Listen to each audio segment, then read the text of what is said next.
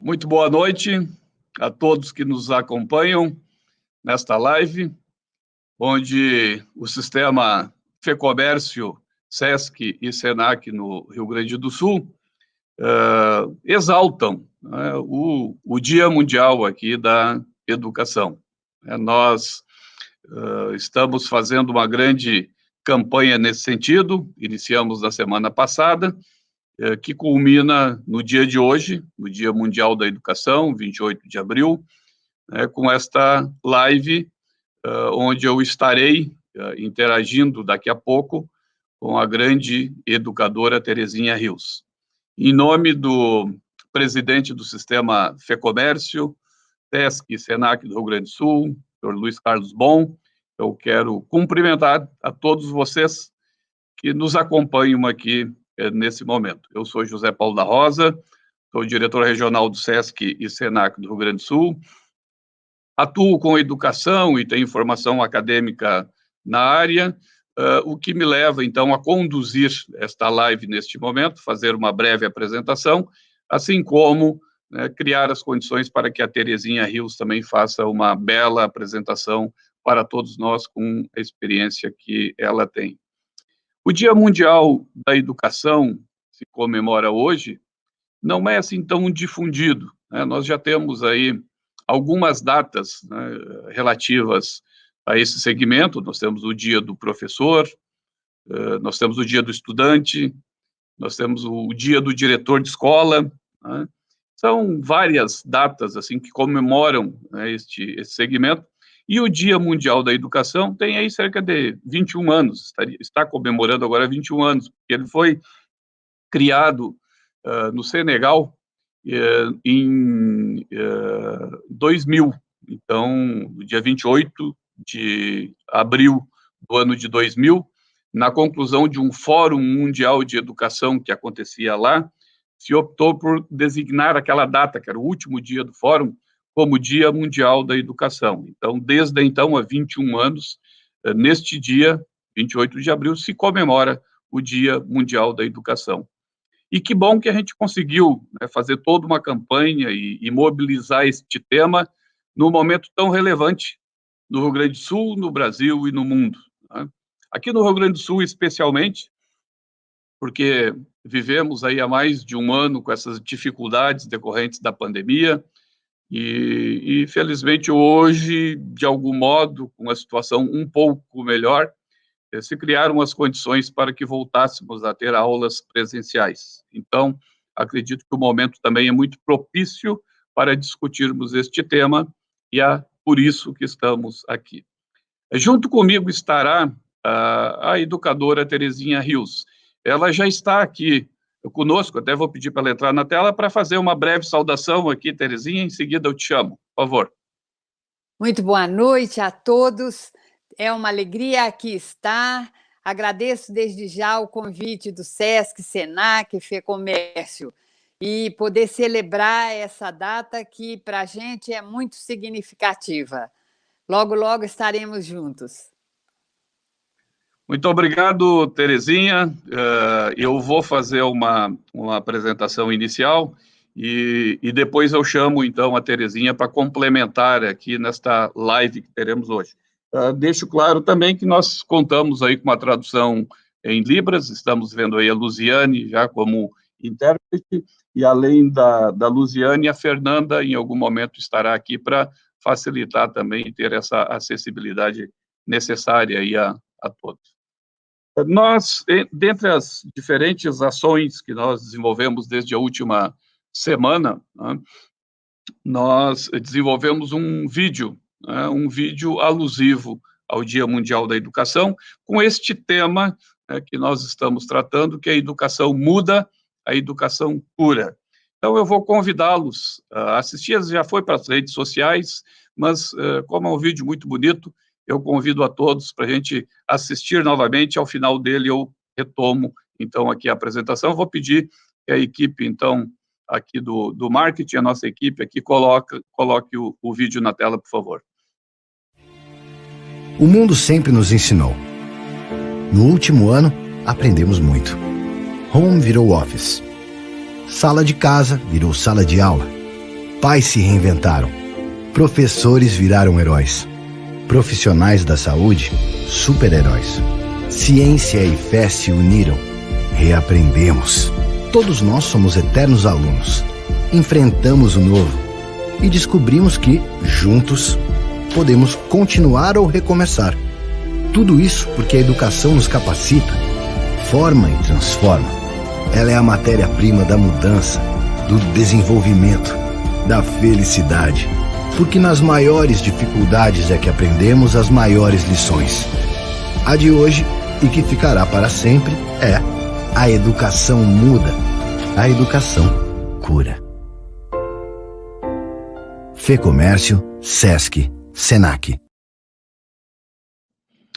Belo vídeo, né, e que expressa esse nosso sentimento de valorização da educação, do sistema FEComércio, Sesc e Senac do Rio Grande do Sul. Inclusive, hoje, nós estamos projetando essas frases, né, em 3 prédios aqui, um prédio do Sesc, aqui na Alberto Bins, em Porto Alegre, no prédio do Senac, na Faculdade Senac, ali na Coronel Genuíno, quase esquina com a Borges de Medeiros, e também lá no prédio do Museu Iberê Camargo, né, que é um prédio muito bonito da nossa cidade. Estamos nesses 3 prédios projetando agora, vai até às 22 horas, estas frases.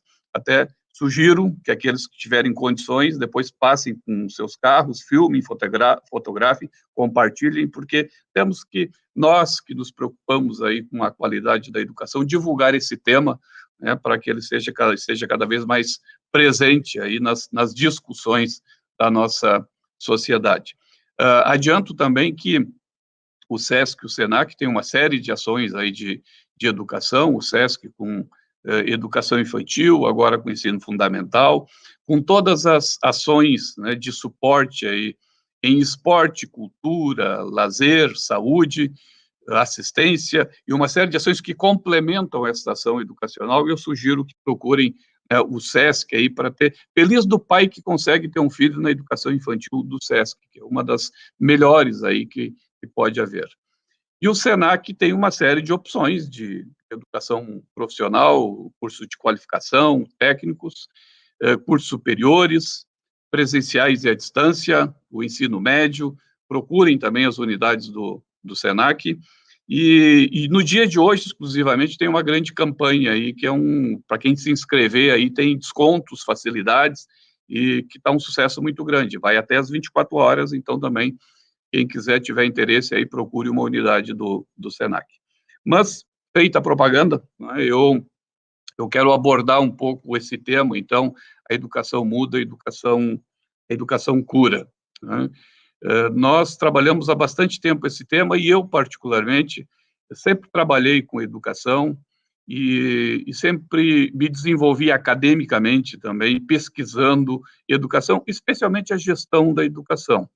Eu sei da importância do professor, da metodologia, do projeto pedagógico, mas as minhas pesquisas sempre se centraram na gestão da educação. O papel do diretor e da equipe para criar as condições para que a educação flua de modo melhor. Eu fiz um mestrado em educação, fiz um doutorado em educação e um pós-doutorado em educação. E no doutorado em educação, eu estive na Coreia do Sul. E eu queria apresentar assim, um pouco daquilo que eu vi de sociedades que, a partir do investimento em educação, atingiram um outro patamar, né? Sociedades que mudaram a partir da educação. Eu tenho poucas lâminas aqui que eu pedi para projetar, que me facilita também a abordagem. Vou pedir para a equipe projetar rapidamente aqui, para vocês terem uma ideia. Essa é uma fotografia lá da Coreia do Sul. E eu estive lá, e é um país, assim, maravilhoso, né? Um país maravilhoso. Tem uma qualidade de vida, uma tecnologia, né, uma segurança, uma velocidade da internet, né, é a coisa de outro mundo, né? E tudo isso sustentado por uma educação de qualidade. A próxima lâmina, ela mostra um pouquinho a evolução da Coreia. Tem aí dois gráficos que mostram a média de anos de estudo da população do Brasil e da Coreia, aqui à esquerda, e o PIB per capita do Brasil e da Coreia à direita. A média de anos de estudo da população coreana e brasileira eram as mesmas lá nas décadas de 1950. Hoje eles têm, né, o Brasil é 7 anos e pouco hoje, né, esse dado aí é 2010, já mudou, mas hoje a média de anos de estudo do Brasil é 7 anos e a Coreia é acima de 12 anos. Tá? O PIB per capita, que já aumentou também, é 3 vezes o da Coreia hoje em relação ao do Brasil. O que aconteceu, né, que se há 40, 50 anos atrás eram similares? Por que um país desenvolveu e outro não? Porque esse país priorizou a educação. E eu estive lá para conhecer o modelo e o sistema de gestão escolar da Coreia do Sul. A próxima mostra um pouco isso. Podemos passar a próxima? Aí um pouco as escolas que eu visitei, eu estou ali na primeira, é uma escola pública de primeira a sexta série, que eles chamam lá, e a segunda escola é uma escola pública também do ensino médio. Tá? A próxima lâmina mostra mais 2 escolas que eu estive, é uma escola pública também de ensino médio superior, que eles chamam, que pega os 3 últimos anos do ensino médio, e uma escola privada aqui de ensino médio superior. A próxima foto mostra, inclusive, eu com um grupo de alunas, né? Vocês vejam que o corte de cabelo não muda muito com as estudantes coreanas, né? Mas é um grupo de alunas lá numa das escolas que eu estive, mas é muito fácil de identificar, e a próxima lâmina mostra isso, alguns diferenciais da Coreia, de uma sociedade que valoriza e prioriza a educação, especialmente a educação básica, onde professores são valorizados e respeitados, a família incentiva, todas as escolas são de turno integral, e por 40 anos houve um investimento de 10% do PIB em educação, que gerou este resultado que a gente viu há pouco. Eu fiz um pós-doutorado em educação e pesquisei Singapura. Singapura teve o primeiro lugar do mundo no PISA. Pode passar a lâmina seguinte, a gente vai ter uma ideia assim, de Singapura. Não sei se vocês já viram, um dos ícones lá é esse hotel. São 3 torres. E em cima dessas 3 torres tem é como se fosse um grande navio, que forma uma piscina de borda infinita, maravilhosa, né? Maravilhosa. A arquitetura assim, de Singapura é deslumbrante. Eu estive nesse hotel. Para subir na piscina, a gente precisa estar hospedado. Se não estiver hospedado, tem que pagar, no mínimo, a diária mais baixa do hotel para poder subir e utilizar e conhecer aquela piscina que está lá em cima. Mas é um país maravilhoso que teve a sua independência da Inglaterra em 1959, mas ficou ligado à Malásia até 65. Em 79, resolveu priorizar a educação e 2015 teve o primeiro lugar do mundo no PISA em educação.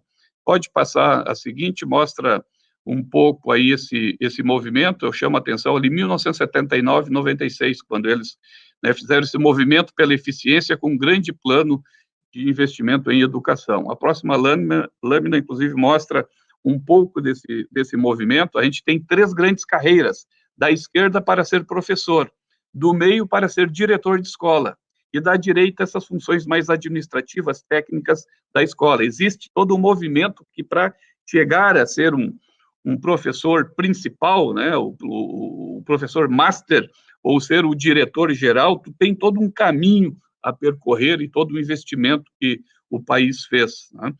A próxima lâmina mostra aí eu com também um grupo de estudantes lá, não é nada diferente, é igual, né, igual os estudantes, é parecido com as nossas salas de aula, né, mas eles se esforçam, eles estudam, têm bons professores, têm uma boa gestão escolar e conseguiram este resultado e tem um dos maiores PIBs per capita do mundo.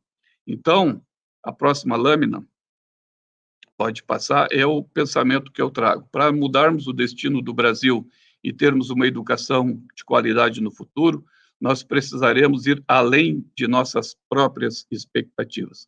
Pode concluir aqui a apresentação e voltar para mim. Essa é uma frase até utilizada naquele filme Invictus, que mostra a vida do Mandela, o George Freeman, Morgan Freeman, que interpretou o Mandela, e teve o Matt Damon, que também trabalhou com ele no filme, e tem um momento que o Morgan Freeman, interpretando lá o Mandela, fala com o capitão do time de rugby, né, da África do Sul, que eles têm que ir além das próprias expectativas para ter sucesso. E me parece que é o que nós precisamos no Brasil, para mudar a nossa realidade em termos de educação. Nós vamos ter que ir além das nossas próprias expectativas. Os exemplos que a gente vê no mundo mostram Coreia, Singapura e outros países que levaram 30 ou 40 anos para mudar a sua realidade. Infelizmente, no Brasil, nós não vemos esse movimento. Nós temos agora um Ministério da Educação que não é protagonista. E também nos outros governos a gente teve essa dificuldade.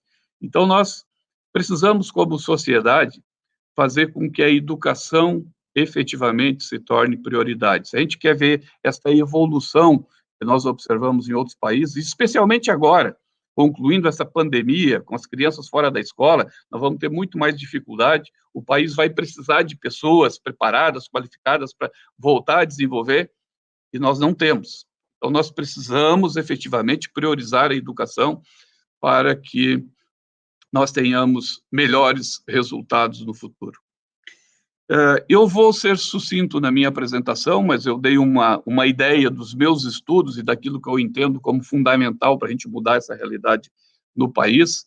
Eu quero agradecer a atenção de vocês e eu vou, em seguida, então, passar a palavra para a Terezinha Rios. Ela vai, em torno de 20 minutos, também fazer a discussão e depois eu volto para, junto com ela, fechar esta live. Eu quero aqui apresentar rapidamente, então, a Terezinha Rios, podemos colocá-la na tela, inclusive, mas a Terezinha ela é graduada em filosofia, é doutora em educação, participa do grupo de estudos e pesquisas sobre formação de educadores da Faculdade de Educação da USP, assessora e consultora de projetos na educação continuada, de profissionais de diferentes áreas e autora de diversos livros. Eu destaco que o livro Compreender e Ensinar para uma Docência de Melhor Qualidade foi um livro que eu utilizei na minha tese de doutorado. Eu cito a Terezinha Rios na minha tese, utilizando trechos deste livro dela. Então, para mim, é um prazer muito grande tê-la aqui conosco. E eu te passo a palavra, então, te deixo à vontade, Terezinha, para tu conduzir a tua apresentação. Ao final, eu retorno para a gente conversar um pouco, tá bem? Ótimo. Volto, então, a dizer boa noite e fazer o meu agradecimento por esse convite para estar aqui nessa noite. O convite me honra e me alegra. Me honra pela confiança no meu trabalho e me alegra por poder vir partilhá-lo um pouco, trazer minhas ideias a propósito desse tema que é do meu coração, que é a educação, a formação dos professores, a importância da escola, etc. Nesse momento é importante a gente trazer uma homenagem a Paulo Freire, que é o patrono da educação brasileira. É o Paulo Freire que nos diz algo muito bonito lá em um de seus trabalhos. Ele diz: a prática de pensar a prática é a melhor maneira de pensar certo. A prática de pensar a prática é a melhor maneira de pensar. Acho muito boa essa frase do Paulo, porque a gente tem a mania de julgar que pensar não é uma coisa de caráter prático. Falamos em pensar e somos logo remetidos a uma ideia de teoria, não é verdade? E o Paulo nos ensina que existe uma prática de pensar e que a prática de pensar, a prática é a melhor maneira de pensar. É isso. Eu entro nessa conversa aqui com o Zé Paulo e com vocês, claro, não é? Tentando fazer um exercício de pensar sobre esse gesto que é a educação. Pensar, refletir sobre isso, né? O meu espaço de formação e de prática é exatamente aquele a que o Zé Paulo se referiu, a filosofia, né? E é da janela da filosofia que eu me debruço no mundo e convido vocês a vir comigo para pensarmos, em última instância, exatamente sobre o significado da educação, né? Nós temos esse evento intitulado A Educação Muda, a Educação Cura. O que será isso que muda? Que cara terá isso que cura, né? Então eu entro na conversa por aí. E exatamente porque a filosofia é um espaço de perguntar, a filosofia se caracteriza exatamente pelas perguntas, pela indagação, né? Ela tem essa perspectiva de procurar olhar o mundo de um jeito diferente desse que a gente olha no cotidiano. Sempre que falo nisso, busco uma referência em José Saramago, o escritor português, Prêmio Nobel de Literatura. O Saramago, num de seus livros, um dos mais conhecidos entre nós, até porque foi transformado em um filme, um ensaio sobre a cegueira, abre o seu trabalho dizendo: se podes olhar, vê, e se podes ver, repara. Se podes olhar, vê, se podes ver, repara. Reparar é procurar olhar com mais atenção, é ir além das aparências, é procurar repensar aquilo que foi pensado, tentar pensar coisas ainda não pensadas. É essa a tarefa da filosofia. E para reparar, ela traz sempre uma indagação. Por isso mesmo, eu queria propor, para começo da minha fala, a gente transformar essa afirmação que dá nome ao nosso encontro, a educação muda, a educação cura, em perguntas.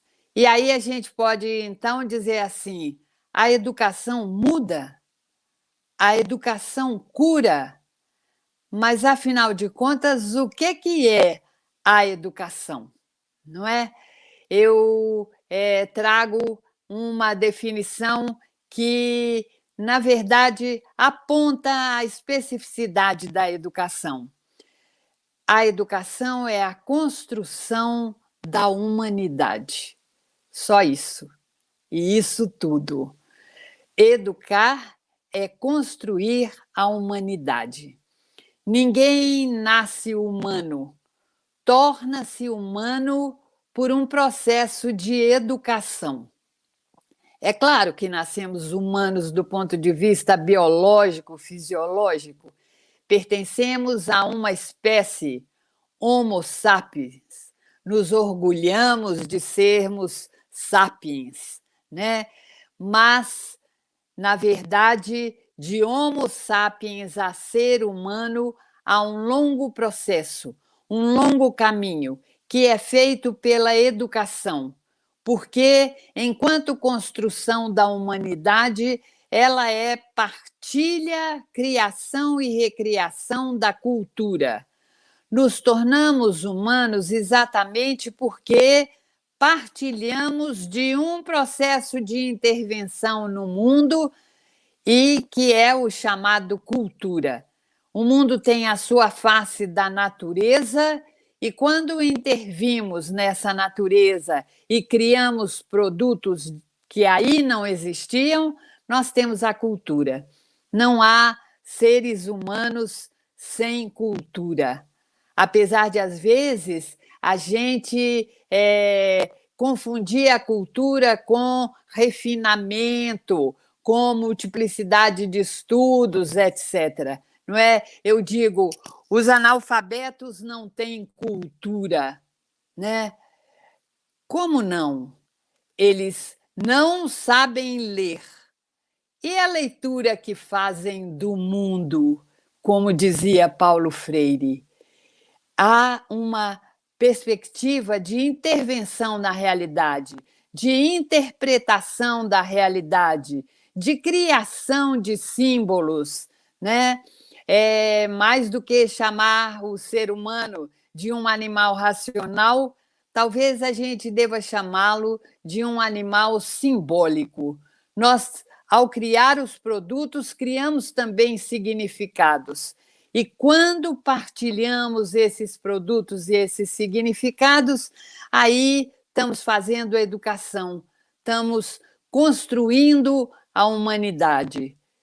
É verdade que quando nascemos, não é? Se nossos pais já escolheram nossos nomes, nós já fomos nos tornando humanos por ali. Não por causa das nossas características físicas, mas por causa dos valores e dos significados de que a gente vem revestido. Quando nasce uma criança, eu não sei o que ela será, mas eu sei muito bem o que a gente deseja que ela seja. E por desejar que ela seja, a gente já vai procurando construir essa pessoa, construir esse cidadão. Formar, mas não formar no sentido de pôr na forma, não é? Formar no sentido de desenvolvê-lo, de fazer com que ele se desenvolva no sentido de ter autonomia, de poder intervir na realidade, de se apropriar da cultura, de seu tempo, do seu espaço. É isso o gesto educativo. Carlos Rodrigues Brandão, um antropólogo, um educador importante, ele diz: ninguém escapa da educação. Maior verdade. Em qualquer lugar, em qualquer tempo, a gente está submetido a esse processo de educação, de partilha da cultura, de transformação. Aí a gente já pode responder à primeira pergunta, não é verdade? A educação muda? Muda. A educação transforma os sujeitos. É por isso que a gente nunca diz que uma pessoa está pronta, porque a educação é um gesto contínuo, é um processo que se desenvolve ao longo da vida das pessoas. Eu sou educada parcialmente. Por quê? Porque ainda tenho muito a receber e também a proporcionar na minha convivência com os outros. A educação é sempre transformadora, mas é preciso pensar que ela tem também um caráter contraditório. Olhem só, ao mesmo tempo que ela transforma, como um processo cultural, ela mantém os conhecimentos, as crenças, os valores. Para que a gente educa, por exemplo, na família? A gente quer o quê? Conservar determinados valores. Mas pensemos em cada um de nós como educadores. Nós não queremos levar aos educandos com os quais estamos nos relacionando, sejam filhos, sejam alunos, etc., exatamente aquilo que a gente recebeu dos pais, dos professores, não é? Por quê? Porque há um processo histórico, a vida vai se transformando. O que eu quero, na verdade, talvez seja manter determinados valores, determinados significados. Meu espaço de trabalho na filosofia tem sido a ética, sabem? E são exatamente os princípios da ética que julgo que devam ser conservados. Que princípios são esses? O respeito, a justiça, a solidariedade, a consideração do outro, a importância de levá-lo a sério nas nossas relações. Parece fácil, mas é fácil falar. É difícil, às vezes, a gente perceber isso na nossa convivência. E aí posso trazer um exemplo muito elementar, talvez, da minha própria experiência, que mostre como há transformações, mas é importante a permanência de princípios que são fundamentais, essenciais na educação. Meu exemplo é o seguinte: meus pais chamavam seus pais de senhor e senhora e pediam a bênção deles. Eu e meus irmãos chamávamos meus pais de você e pedíamos a bênção deles. E os meus filhos não me pedem a bênção e me chamam de você, mas em todas as relações há e houve um respeito enorme. Percebem? O respeito não está no tratamento, o respeito não está em um único gesto, o respeito está na consideração que a gente tem dos outros. E é muito importante isso quando se trata desse processo de formar a humanidade, que é a educação. Mas há muitas humanidades, né? E há muitas educações. A gente, sempre que define a educação, traz algo como a educação deve ser. A educação é a formação da personalidade do indivíduo. A educação é a herança, é o patrimônio, etc. Ela deve ser, nem sempre ela é. Não é? Há um caráter que pode ser negativo na construção da humanidade. Quando se exalta a violência, quando é o ódio e a intolerância, que são os valores que são transmitidos, digamos assim, pela educação, nós não podemos chamar de boa. É educação, sim, vejam só, mas não é uma boa educação. E é essa boa educação que a gente quer, porque a gente quer um mundo bom, uma escola boa, uma vida boa, né? Então, já demos conta de um primeiro momento, que é esse da transformação que a educação faz. Ela transforma o mundo. Não é só ela que transforma o mundo, mas sem ela o mundo não se transforma. Zé Paulo trouxe a experiência dele na Coreia e em Singapura. Eu tive uma experiência inteiramente diversa e tão rica quanto a dele, sabem? Exatamente num país onde há, talvez, problemas maiores na educação do que no Brasil, em Moçambique. Tive lá trabalhando num mestrado em educação, no programa de pós-graduação em educação, currículo da PUC São Paulo, e pude compartilhar ali uma experiência de problemas, de muitos elementos negativos, mas também de um empenho muito grande em procurar superá-los, né? Vamos à segunda afirmação, que o meu tempo já vai passando. A educação cura. Cura. Quando a gente fala em cura, a gente pensa em algo problemático que é preciso ser curado, não é verdade?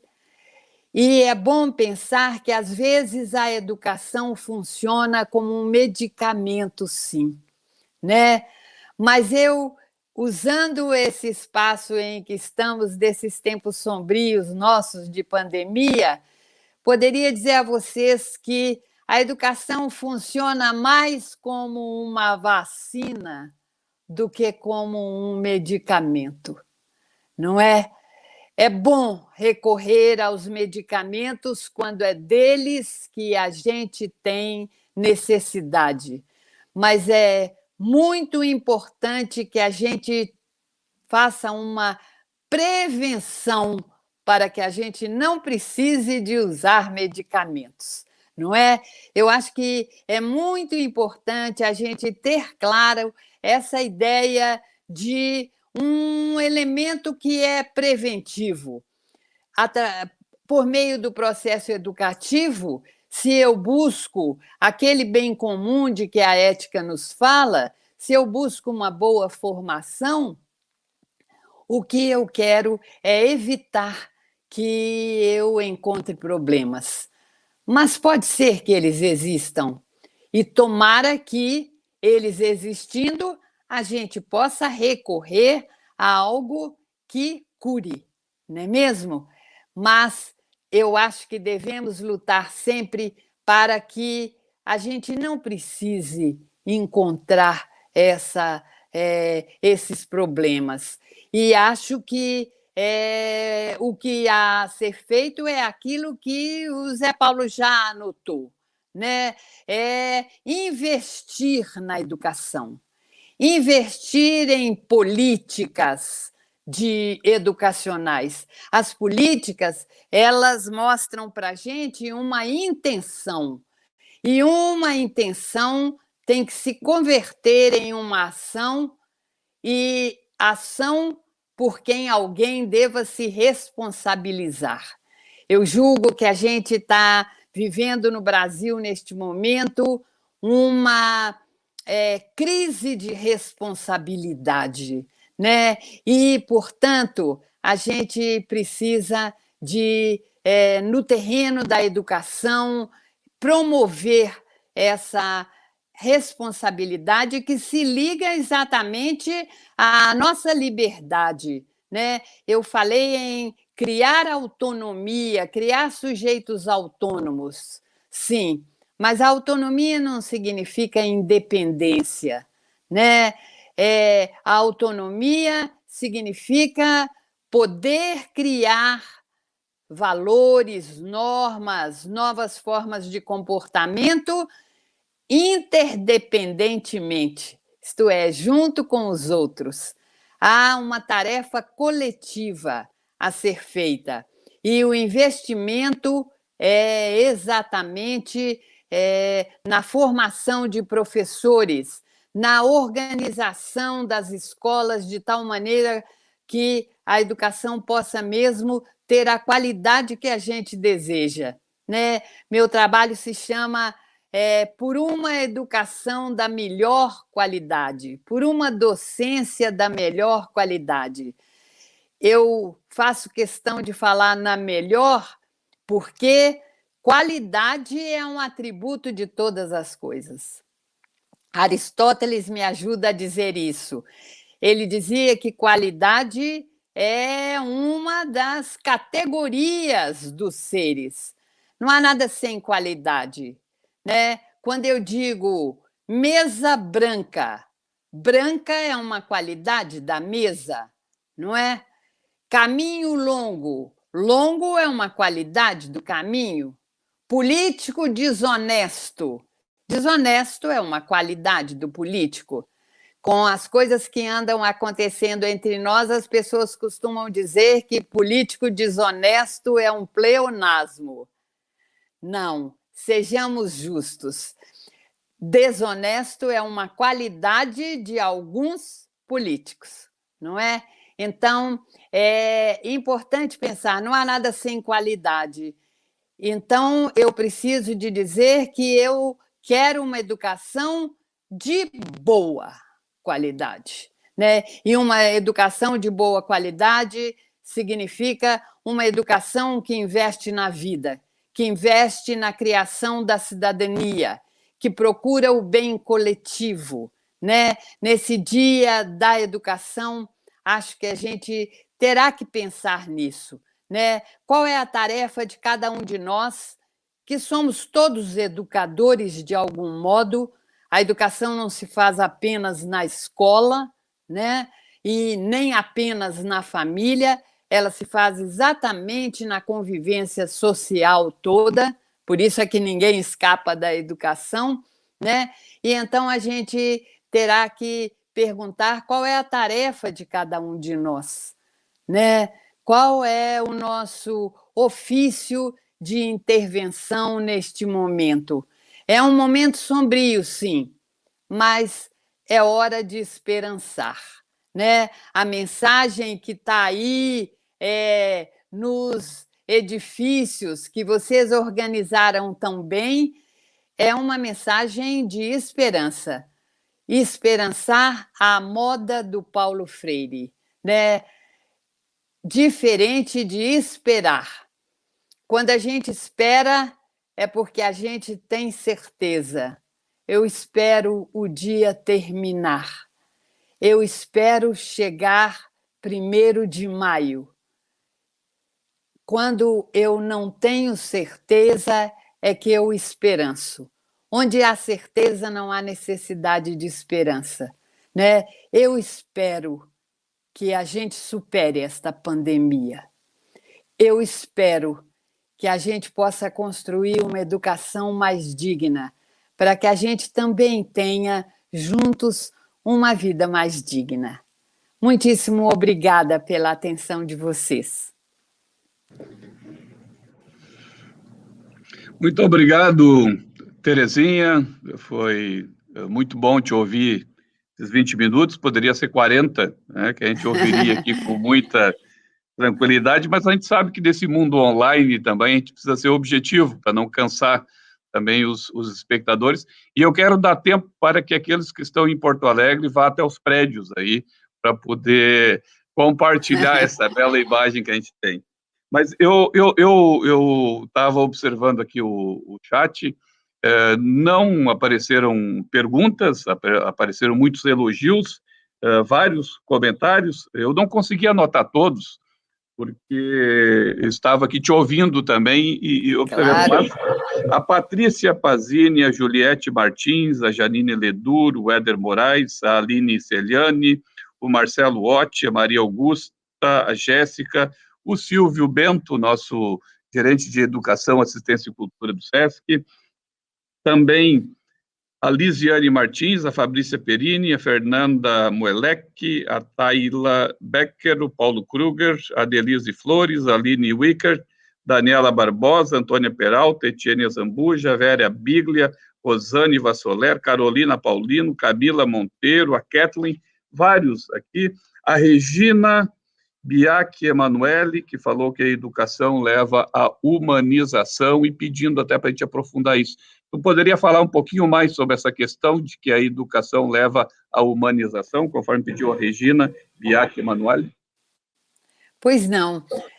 Veja só, Regina, a gente fala em humanização com um caráter positivo, sempre, né? Tanto que a gente fala em desumano para dizer que não é coisa de ser humano. Mas veja bem, o processo de humanização, né, nem sempre tem um caráter positivo, como eu falava ainda há pouco, né? Há alguns seres humanos com que nos deparamos que aí a gente até usa outra denominação. A gente chama de monstro, a gente chama de animal. Não foi um monstro nem um animal que colocou o joelho no pescoço de George Floyd, né, nos Estados Unidos. Não foi um monstro nem um animal que feriu o garoto de 4 anos que morreu no Rio de Janeiro há pouco tempo. Foram seres humanos. Então, a gente vai ter que se esforçar muito para que a educação seja a construção da humanidade que a gente deseja que seja, no respeito, na justiça, na solidariedade. É educação, eu dizia, mas não mereceria assim ser chamada, quem sabe, mas infelizmente é, né? Então, esses seres humanos, etc., a gente diz, eles não tiveram educação, tiveram sim. Passaram por uma família, passaram por uma escola, conviveram com pessoas e aprenderam valores, etc. Mas que valores são esses? Percebe? É por isso que a gente batalha pelo humanismo com uma cara boa, com uma cara ética mesmo, e não essa humanidade, né, que é questionável, digamos assim. Eduardo Galeano tem um trecho maravilhoso, eu não vou conseguir reproduzir aqui, mas tento. Ele diz assim: com o tronco que rolava, aprendemos a roda. Com os pássaros, aprendemos a tentar o voo, né? Com as pedras, aprendemos, etc. E ele diz assim: quem terá ensinado para a gente as manhas ruins?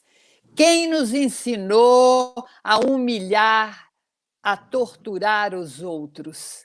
Isso é coisa de ser humano, né, Regina? E a gente tem que lutar para educar no sentido de não ter seres humanos assim, de ter aqueles seres humanos que a gente gostaria de ser, né? Obrigada pela pergunta. Sempre a gente pode ir adiante na conversa a partir delas.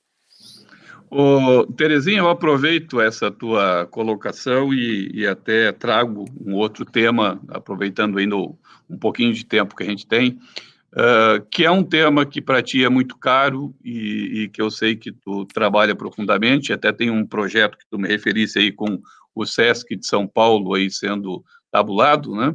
Mas é a questão da ética, né? Eu acho que a educação e a ética, e especialmente nesses momentos e nessa época que a gente vive, né, o que tu podes falar um pouco aí para nós também desse tema?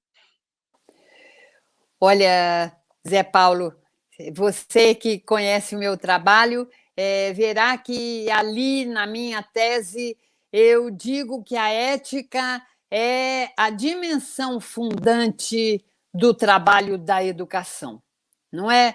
Há várias dimensões, uma dimensão técnica implicada no fazer, no conhecimento e nos métodos que a gente usa, uma dimensão estética que está ligada à relação, à presença da sensibilidade na relação, uma dimensão política que diz respeito à consciência do contexto em que a gente vive, e uma dimensão ética, que significa o encaminhamento da ação na direção do bem comum.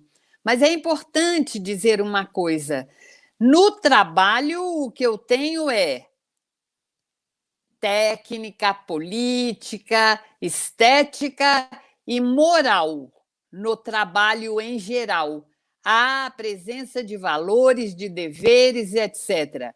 No bom trabalho, essa dimensão moral é sustentada pela ética, né?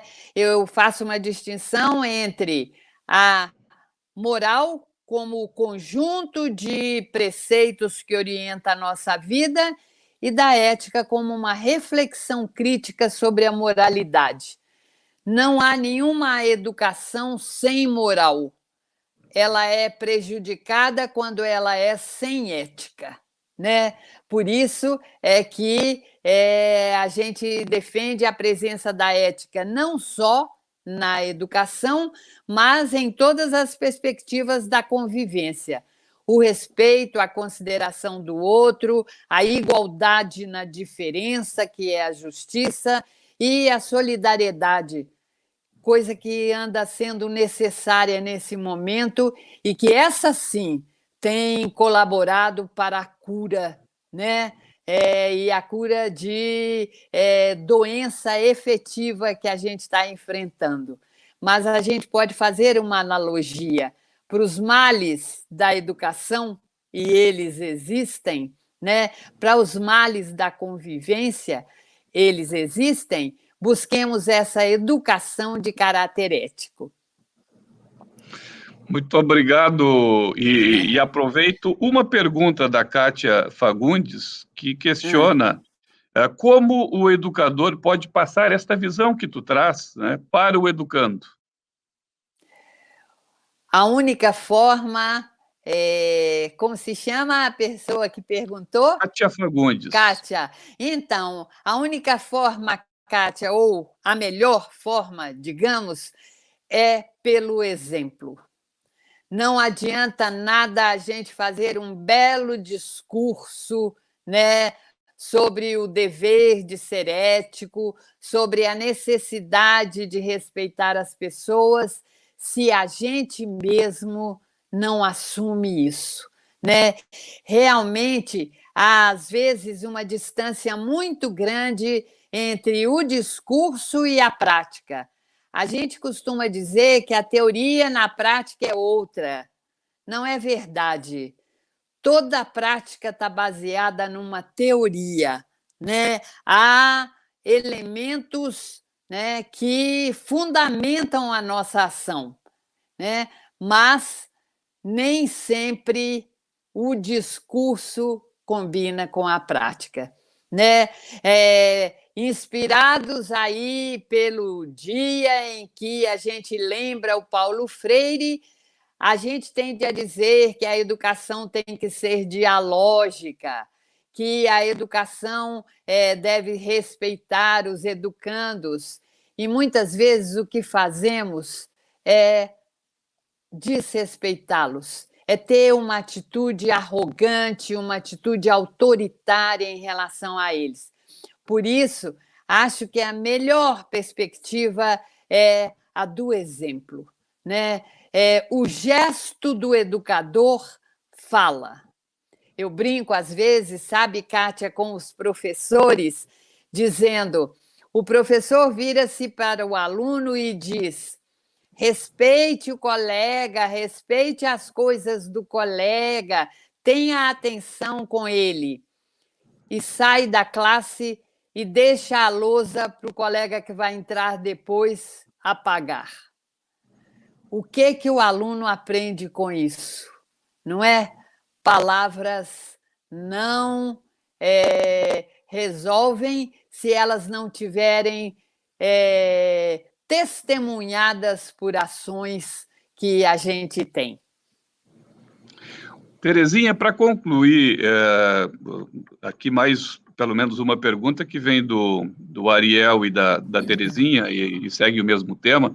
Com essas dificuldades da pandemia e com esse distanciamento e até com um afastamento, né, muitas crianças ficando em casas, não corremos o risco aí de surgir uma nova perspectiva de individualização das pessoas e menos com essa menor convivência que nós vivemos. É mais ou menos isso que eu entendi da pergunta que veio, certo. E é um pouco dessa reflexão do pós-pandemia que também nós precisamos para concluir a nossa conversa aqui hoje. Claro, eu acho, sabe, Ariel, que nada será como antes mesmo, né? Essa história de a gente voltar à normalidade, acho que deve ser criticada no sentido de a rejeitarmos, porque a normalidade não era tão boa assim, não é? A pandemia chegou para acentuar desigualdades, para mostrar conflitos que a gente já existia. E se a gente quer superar isso, aí nós precisamos de agir mesmo de forma diferente, nova, como a proposta do Sesc-Senac traz, né, no seu anúncio. Eu acho que há o risco, sim, de a gente se trancar. Mas, veja, também, junto com o risco, um desafio para a gente propor formas novas de nos relacionarmos, né? A casa virou office, home virou office, dizem vocês. É isso mesmo. Eu brinco dizendo aos professores, agora vocês estão conhecendo os filhos dos pais. E os pais estão conhecendo os alunos de vocês, né? É muito diferente. Aquele menino em que eu vestia uniforme e mandava para a escola, né? E aí ele era aluno lá, é o garoto que está vestido com o short que ele fica em casa, mas é o aluno do professor, né?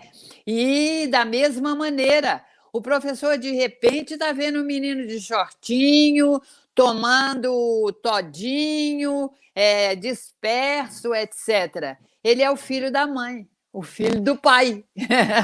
Não é? É isso. E é preciso conhecer isso. Eu acho que a gente erra quando a gente quer trabalhar virtualmente ou nessa situação que é específica, de um jeito como trabalhávamos antes. Transpor para o virtual aquilo que a gente tinha na realidade, ali no presencial, é correr o risco de fracassar mesmo. Por isso, o desafio da gente inventar novas formas. Essa forma que a gente está aqui, ela nos ajuda. Não é sempre que eu acho que a gente devia estar. Coisa boa é a gente estar amontoado e aglomerado muitas vezes, né? Mas a gente tem aí, e exatamente a educação que tivemos e que estamos construindo permite a gente fazer, a possibilidade de criar novas alternativas. E eu acho que a gente não resiste ao individualismo, né? Nós precisamos da individualidade, sim, mas precisamos de viver juntos. Por isso é que temos que inventar essas novas formas. Terezinha, muito obrigado. Eu acho que das perguntas que vieram aqui a gente conseguiu trabalhar. Muitos elogios, tem vários comentários aqui que vieram. Destaco da Rosane Tasch, que diz que essa é a melhor live sobre educação que ela já assistiu. Não sei se você está exagerando um pouco, mas eu fico claro. feliz com o comentário. E acredito que com essa conversa, né, nós ajudamos um pouco a discutir a questão da educação neste dia tão importante, né? O Dia Mundial da Educação. Todas as nossas ações foram nesse sentido, para trazer esse tema à tona. Quer dizer, a Liana Amara até trouxe aqui no chat que o nosso desafio agora é nós todos, como educadores, como refletir, né, de que forma que nós podemos contribuir para esta mudança, porque pelo menos chegamos num acordo, né, Terezinha, que a educação muda e que a educação cura. Então, Exato. Como é que nós todos, como educadores, podemos contribuir na sociedade, né, para que a gente viva e tenha aqui no país uma situação melhor em termos de educação e de políticas de educação. No caso do nosso sistema, continuaremos firmes nesse propósito, né? Tanto o SESC, quanto o SENAC, quanto o FEComércio aqui, discutindo o tema e naquilo que nos compete, fazendo sempre da melhor forma possível, como procuramos fazer nesta live aqui. E como pessoas educadas que somos, vamos encerrar no horário, 20 horas, vamos encerrar nossa live. Então, para teu cumprimento final, Terezinha, por favor. Olha, Zé Paulo, quero agradecer a você e a todos essa acolhida calorosa, amorosa. É ela que aquece mesmo o meu coração e me estimula a ir levar adiante o trabalho. Eu acho que a conversa não acaba aqui, né? Quero que ela tenha frutos, que a gente possa fazer de todos os dias o dia da educação. Não de qualquer educação, da boa educação que permita que a gente tenha também um bom país, um bom planeta, uma boa vida. Obrigada e um grande abraço para todos.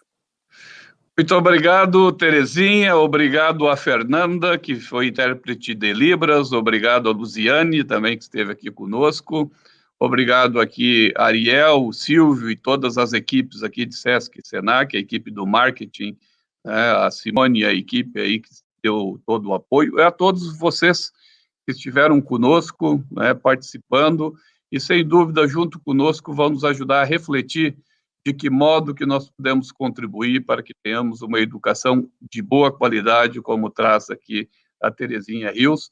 Convido os que estão em Porto Alegre para conhecer, então, as projeções que estamos fazendo na Alberto Bins, na Coronel Genuíno, lá no Iberê Camargo, e a todos vocês uma excelente noite e continuemos firmes e fortes defendendo uma educação de qualidade. Muito obrigado, Terezinha, muito obrigado a todos, e nós, Obrigada, então, Zé Paulo. nos despedimos agradecendo Até aqui mais. a participação de todos. Grande abraço, encerramos, então, a nossa live do Dia Mundial da Educação. Beijo para todos.